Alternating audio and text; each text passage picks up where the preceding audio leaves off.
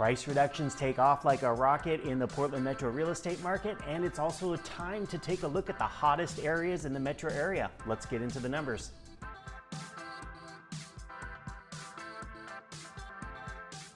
Hey everybody, RRMilligan here, bringing you the very latest in our local real estate stats and trends. As always, the sample I'm working with is for the full Portland metro area, including Southwest Washington.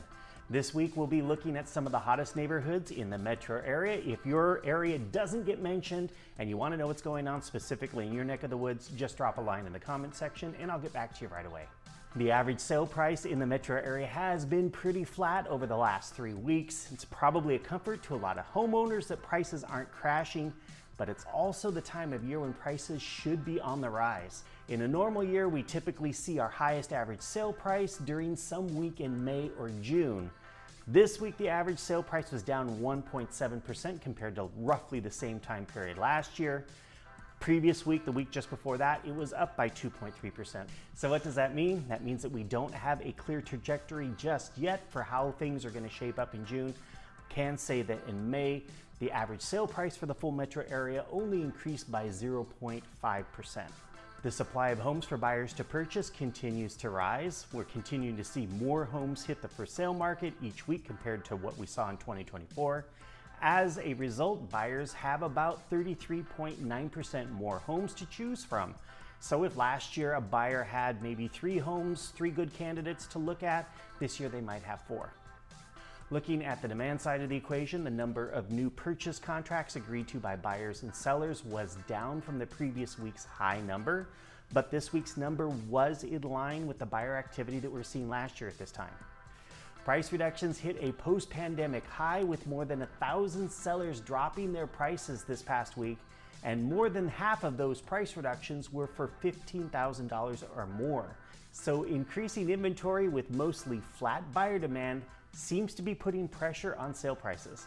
Another sign of pressure from increasing inventory has to do with the median number of days that a home spent on the market before getting an acceptable offer.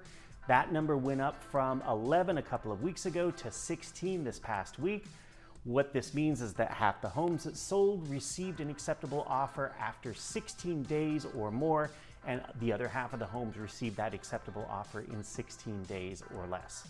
Mortgage rates continued to inch down. On Thursday morning, I found the 30-year fixed advertised in Portland for 6.5% with just a little over half a discount point.